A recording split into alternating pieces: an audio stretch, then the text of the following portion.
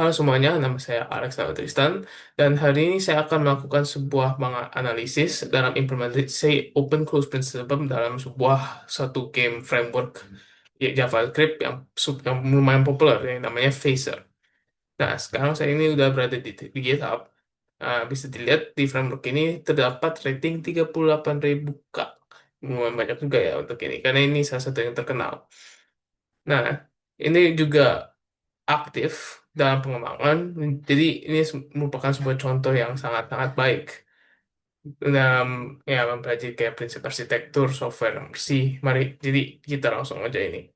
Tapi sebelum kita mulai, saya mau jelasin apa itu OCP.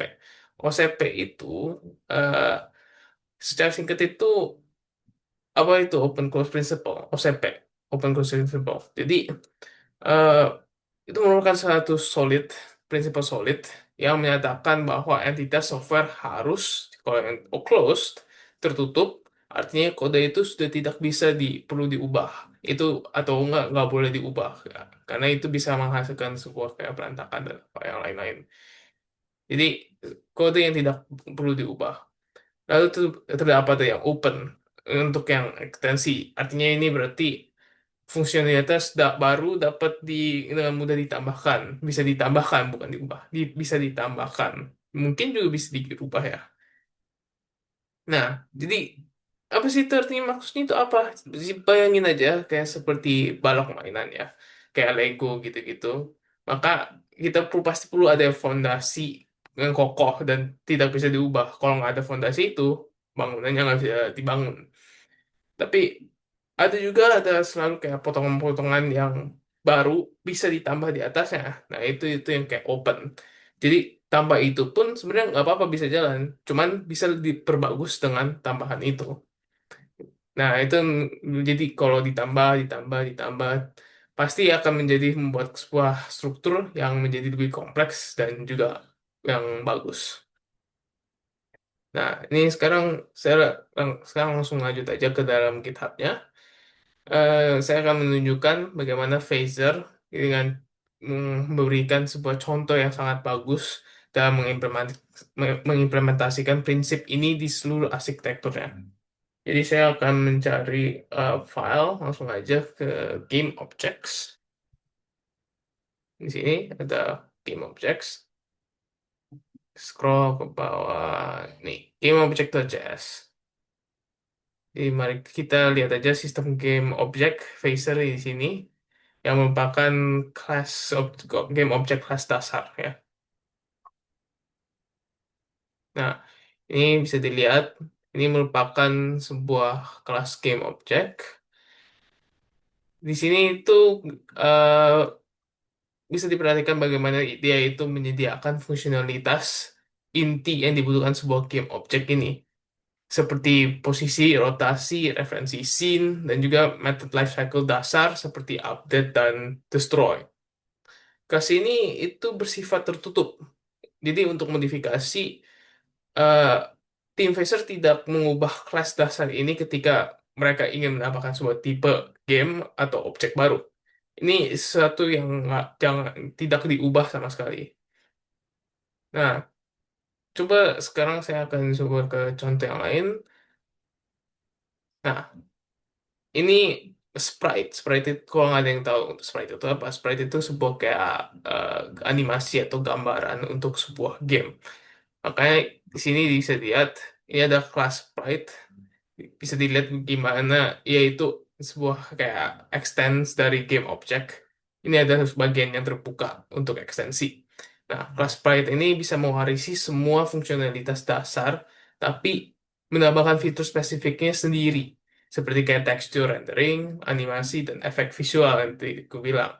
Mereka itu tidak kayak ini cuma sebagai tempat kalau untuk kita memasukkan sprite, jadi kita bisa masukkan animasi dan gambar-gambar sendiri yang kita ingin masukkan. Nah, yang indah dari ini adalah sebuah class game object yang tidak perlu diubah sama sekali agar sprite bisa ada. Nah, sekarang saya coba eh, ke yang satu lagi. Ya, hal yang sama dengan yang ini. ini merupakan salah satu eh, game object, bukan game object, ini sebuah satu teks ya. Ini di mana itu extend game object dan menambahkan fungsionalitas khusus teks seperti styling font, word wrapping, text alignment. Sekali lagi, tidak ada modifikasi yang diperlukan pada base class ini. Ini merupakan salah satu yang base class yang dasar. Sekarang bisa dilihat struktur folder ini. Anda bisa lihat ada puluhan tipe game ya. Puluhan tipe game object yang berbeda seperti kayak image, container, graphics, video, dan yang lain-lain lah. Dan masing-masing ini extend game object dasar itu tanpa modifikasi.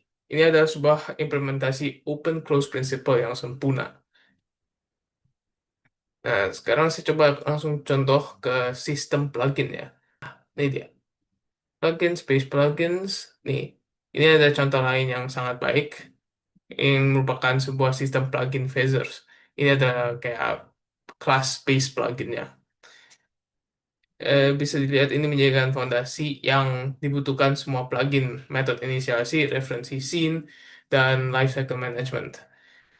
Kita eh, sebagai developer ingin membuat plugin custom. Mereka tidak memodifikasi base class ini. Sebaliknya, mereka mengextendnya. Nah, di plugin manager ini dapat bekerja dengan plugin apapun yang extend kayak base plugin, baik itu yang built-in dalam Phaser atau yang dibuat oleh komunitas ini komunitas ini. Ini berarti Phaser dapat mendukung plugin tanpa batas, ya tanpa pernah mengubah arsitektur intinya. Misal, seorang bisa membuat particle plugin Physics plugin atau juga base plugin, framework inti tidak perlu tahu tentang plugin spesifik ini. Ia hanya tahu bahwa mereka itu mengikuti interface base plugin. Ya, jadi manfaat dari melakukan sebuah OCP. Jadi, kenapa mesti diimplementasikan open close principle ini? Kayak kenapa? Kenapa sangat sangat bagus dan powerful untuk Phaser? Jadi, pertama itu stabilitas. Kelas inti yang sangat solid karena tidak terus-menerus dimodifikasikan. Ini menghasilkan sebuah stabilitas. Lalu juga kedua ada extensibilitas. Ini untuk developer dapat membuat game object dan plugin custom secara menyentuh source code Phaser. Ketiga, ada code base tetap bersih dan terorganisir dengan hierarki inheritance yang sangat jelas. Keempat, juga pertumbuhan komunitas, di mana ekosistem plugin dapat berkembang pesat karena sangat mudah untuk mengextend framework.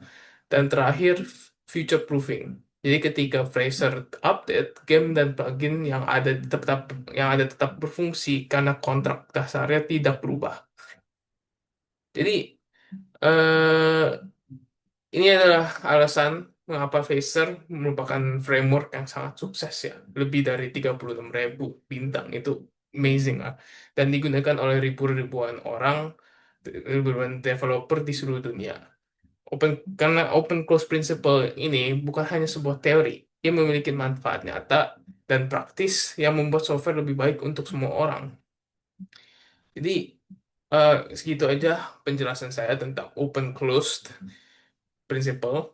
Ya, saya berharap eh, dengan saya memberikan info ini, pemahaman yang jelas tentang bagaimana open close principle bekerja dap- dapat digunakan secara praktik. Jadi terima kasih untuk menonton dan see you later.